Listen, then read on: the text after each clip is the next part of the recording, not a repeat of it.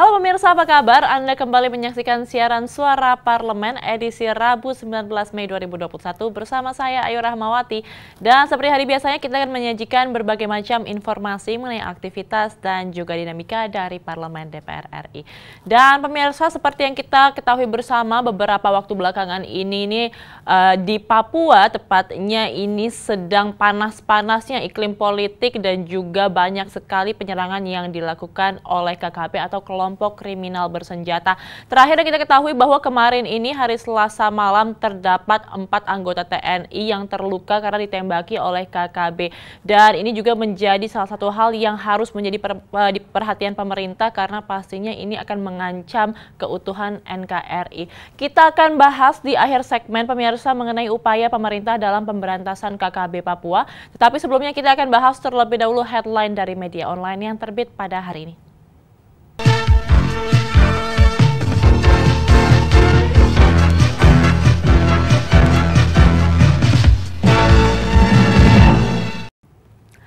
Pemirsa, berita pertama datang dari laman cnnindonesia.com. PLN tawarkan promo tambahan daya listrik hingga 31 Mei 2021. PT PLN Persero menawarkan promo tambahan daya listrik hingga 31 Mei 2021. Promo diberikan lewat program Ramadan Peduli dan Ramadan Berkah. Eksekutif Vice President Komunikasi Korporat dan CSR PLN Agung Murdivi menjelaskan pelanggan rumah tangga daya 450 volt ampere sampai 7.700 volt ampere dapat memberi produk Renewable Energy Certificate atau REC sebesar Rp115.500 melalui program Ramadan Peduli. Hal ini ditujukan untuk mendukung pembangunan energi baru terbarukan sekaligus ikut dalam aksi sosial. Agung menyebut pelanggan akan mendapatkan bonus tambahan berupa penawaran hingga harga spesial, tambah daya hingga 11.000 volt ampere dengan biaya sebesar Rp202.100. Selanjutnya melalui program Ramadan Berkah, pelanggan sosial khusus rumah ibadah daya 450 volt ampere sampai 7.700 volt ampere dapat menambah daya hingga 11.000 volt ampere. Pelanggan bisa membelinya lewat aplikasi PLN Mobile dengan biaya Rp150.000. Beralih pada berita yang kedua, pemirsa, datang dari laman kompas.com. Antisipasi varian baru, Muhajir minta pemeriksaan genome sequencing terhadap pekerja migran yang positif COVID-19. Menteri Koordinator Bidang Pembangunan Manusia dan Kebudayaan Muhajir Effendi meminta pekerja migran Indonesia atau PMI yang positif COVID-19 segera ditindaklanjuti dengan pemeriksaan genome sequencing. Muhajir menyoroti kasus positif yang terjadi pada PMI yang baru datang dari Kepulauan Riau dan Sumatera Utara. Berdasarkan laporan yang diterimanya, sebanyak 170 PMI di Kepulauan Riau yang dinyatakan positif COVID-19. Kemudian ada 33 PMI di Sumatera Utara yang terkonfirmasi positif COVID-19. Menanggapi hal tersebut, Menteri Kesehatan Budi Gunadi Sadikin menyampaikan pihaknya akan segera menindaklanjuti PMI yang positif COVID-19. Ini dia yang harus disadari oleh masyarakat Indonesia bahwa meskipun sekarang vaksin telah terdistribusi dan juga kemarin sempat ada penurunan angka COVID-19, tapi kita belum bebas dari pandemi, maka dari itu tetap pastikan Anda mematuhi protokol kesehatan. Pemirsa, kita beralih pada berita ketiga datang dari CNBC Indonesia. Pendaftaran CPNS dibuka akhir Mei, jangan lupa siapkan beberapa berkas berikut ini. Pemerintah kembali membuka lowongan calon pegawai negeri sipil dan calon pegawai pemerintah dengan perjanjian kerja atau P3K. Cilaka tahun ini. Pendaftaran akan dilakukan pada akhir bulan ini dan Kepala Biro Hukum Komunikasi dan Informasi Publik Kemenpan RB Andi Rahadian membenarkan bahwa pendaftaran akan dibuka mulai 31 Mei dan ditutup pada 21 Juni 2021. Menurutnya tanggal pendaftaran masih bisa berubah, namun untuk saat ini rencana akan dibuka pada akhir bulan ini. Adapun pendaftaran CPNS tahun ini hanya akan menggunakan satu portal pendaftaran saja, yaitu portal Sistem Seleksi Calon ASN atau SSC ASN. Yang ini dapat di-scan dan juga bisa diakses melalui sscasn.go.id. Jadi mungkin kalau misalkan ada pemirsa dari TV Parlemen ini yang ingin mendaftar sebagai aparatur sipil negara, mungkin ini adalah kabar yang baik dan pastikan Anda juga melihat apa saja berkas yang dibutuhkan dan juga sekarang sudah bisa diakses dari situs sscasn.go.id. Beralih kepada berita yang keempat, pemirsa, kita datangkan dari vivanews.com. Lagi-lagi Gunung Sinabung lontarkan abu vulkanik 3.500 meter. Gunung Sinabung di Kabupaten Karo, Sumatera Utara kembali menunjukkan aktivitas dengan menyemburkan abu vulkanik dan melontarkan awan panas dari puncak Gunung Merapi pada Rabu subuh 19 Mei 2021.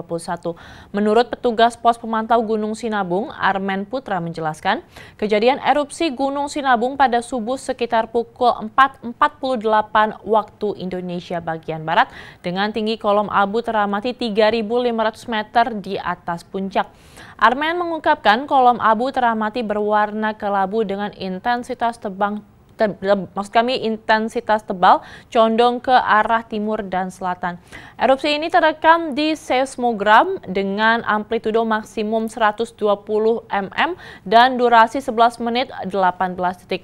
Kembali lagi kita ingatkan kepada rekan-rekan dan juga ini saudara-saudara kita yang berada di Gunung Sinabung dan daerah-daerah di sekitarnya untuk berhati-hati karena ini awan panasnya juga cukup berbahaya untuk masyarakat pastinya, dan pastikan Anda mengetahui bagaimana prosedur mitigasi bencana yang tepat.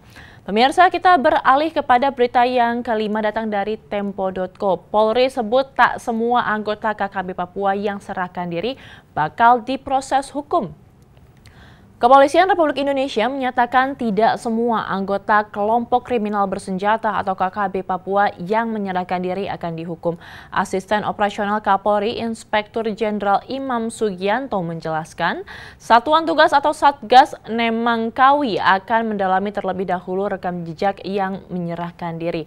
Sebelumnya 3 anggota kelompok bersenjata pimpinan Lek Kagak Telenggen disebut-sebut menyerahkan diri pada 15 Mei 2021. Mereka menyatakan kesetiaan kembali ke Negara Kesatuan Republik Indonesia dengan inisial YAW, MM, dan OM menyerahkan diri kepada TNI ketika Satuan Tugas Yonif 715 MTL tengah berpatroli di Kampung Tanah Merah, Papua. Ya, ini menjadi salah satu hal yang mungkin kalau misalkan kita lihat ada orang-orang dari oknum KKB itu sendiri menyerahkan diri, harus dilihat terlebih dahulu bagaimana latar belakangnya. Kalau misalkan memang ingin kembali ke NKRI harus dirangkul lagi, tapi dengan pastinya harus ada antisipasi supaya ini bukan menjadi semata-mata hanya covering belaka ya. Dan pemirsa, setelah ini kita akan jeda sejenak, nanti kita akan membahas lagi tajuk hari ini masih mengenai KKB Papua, yaitu bagaimana sebenarnya upaya pemerintah dalam pemberantasan KKB Papua setelah jeda berikut ini.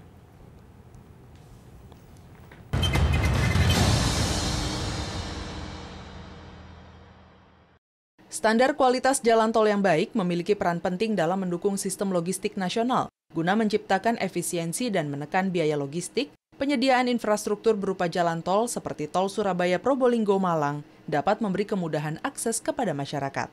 Dalam kunjungan kerja reses Komisi 5 DPR RI pada masa persidangan 4 tahun sidang 2020-2021 ke Provinsi Jawa Timur, Wakil Ketua Komisi 5 DPR RI Andi Iwan Darmawan Aras meminta pemerintah mengawasi setiap proyek pembangunan jalan tol untuk menyeragamkan standar kualitas setiap ruas jalan tol di seluruh wilayah Indonesia. Kami menghimbau kepada seluruh pelaksana kegiatan jalan tol tersebut agar dapat memenuhi standar kualitas yang dibutuhkan agar supaya tidak terjadi perbedaan-perbedaan antara perusahaan, antara pros 1 dan pros yang lainnya. Kita berharap bahwa kualitas itu bisa dijaga sehingga dapat mereduksi angka kecelakaan yang nantinya bisa diakibatkan dengan kualitas yang kurang baik. Andi Iwan menambahkan, proses pembebasan lahan selalu menjadi salah satu faktor penghambat proyek-proyek strategis pemerintah. Untuk itu diperlukan dukungan anggaran dari pemerintah, khususnya Kementerian Keuangan, dalam mempercepat proses pembebasan lahan dan realisasi pembangunan infrastruktur jalan tol. Menyampaikan ya kepada Kementerian PUPR agar supaya dalam proses pembebasan lahan ini bisa lancar. Tentunya kita butuh backup atau dukungan dari Kementerian Keuangan dalam hal ini Elman. Kita berharap bahwa apabila lahan yang sudah siap untuk dibebaskan. Dari Surabaya, Jawa Timur, Fajar Ilhami, TVR Parlemen melaporkan.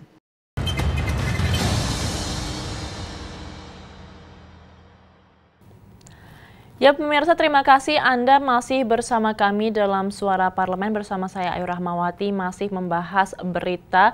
Ini adalah isu yang pastinya mengkhawatirkan dan juga memprihatinkan dari saudara-saudara kita di Timur Indonesia mengenai bagaimana upaya pemerintah dalam pemberantasan KKB Papua.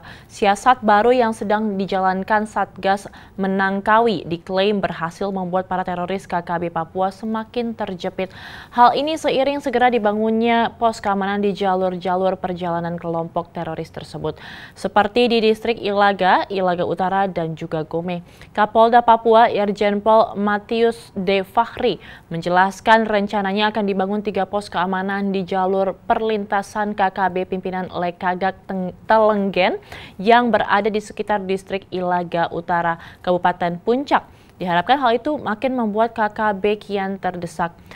Fakhri ini mengklaim bahwa masyarakat di distrik Ilaga, Ilaga Utara, dan Gome menginginkan aparat mengusir KKB. Sejak KKB berada di wilayah itu, aktivitas masyarakat menjadi terganggu.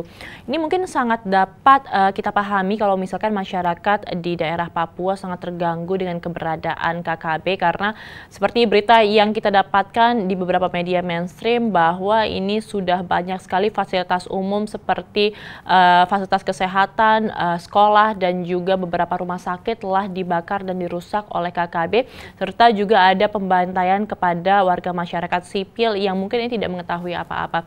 Kita berharap semoga nanti pemerintah dapat menjembatani hal tersebut dan juga ini dari Polri dan juga TNI bisa untuk mengadakan jalur diplomasi sehingga nantinya ini semua aspirasi dapat tertampung dan nanti dilihat seperti apa baiknya untuk kesimpulan.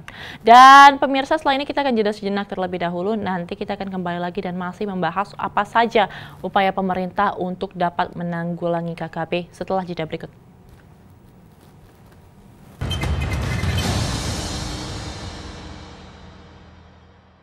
Untuk mewujudkan desa wisata yang berbasis alam dan kebudayaan di kawasan Danau Toba, Komisi 10 DPR RI mendorong gerakan sadar wisata bagi masyarakat lokal, salah satunya dengan membangun sekolah dan politeknik pariwisata di Kabupaten Samosir, Sumatera Utara. Ditemui usai membuka acara bimbingan teknik pengembangan ekonomi kreatif di Kabupaten Samosir, anggota Komisi 10 DPR RI Sofyantan mengatakan, badan usaha milik negara harus menjadi pendamping usaha kecil dan menengah, khususnya di kawasan wisata prioritas nasional seperti Danau Toba.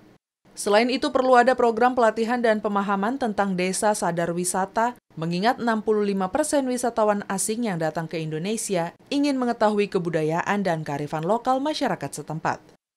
Saya akan memperjuangkan agar menjadi Center of Excellence. Kalau Center of Excellence itu luar biasa, peralatannya lengkap, dia menjadi salah satu model yang ada di Sumatera Utara, khususnya SMK Kejuruan Pariwisata. Sofyantan mendorong pemerintah daerah mengajukan program desa wisata di kawasan Danau Toba serta pembangunan sekolah dan politeknik pariwisata di kawasan tersebut. Sofyantan berharap pemulihan kawasan Danau Toba segera dilakukan sehingga kegiatan ekonomi masyarakat dapat kembali berjalan. Arah kita itu adalah kembali kepada alam, kembali kepada budaya kita yang memang asli ada berada di desa. Akan kita kembangkan desa wisata. Nah, desa wisata itu sekarang menjadi prioritas supaya nantinya turis yang datang itu tidak hanya tinggal di hotel yang berkelas. Dari Provinsi Sumatera Utara, Tim Liputan TVR Parlemen melaporkan.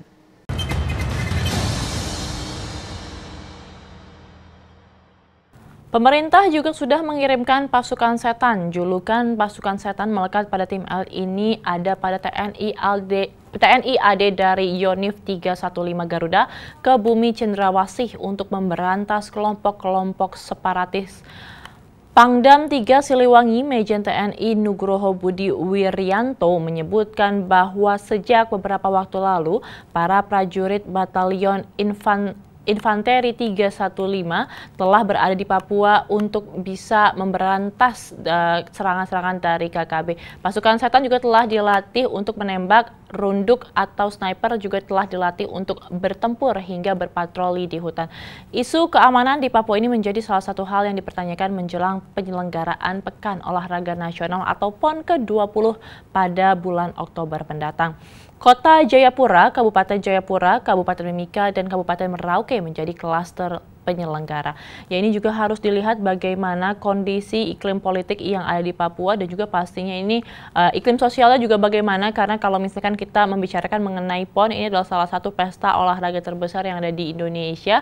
Kita berharap semoga tidak akan terjadi kerusuhan di Papua nantinya, dan ketika PON ini memang terselenggara, ini semuanya di sana sudah menjadi kondusif. Dan pemirsa, demikianlah berita hari ini. Saya Ayu Rahmawati sekaligus juga seluruh kerabat kerja yang bertugas mengucapkan terima kasih atas perhatian Anda. Sampai jumpa di Suara Parlemen edisi berikutnya.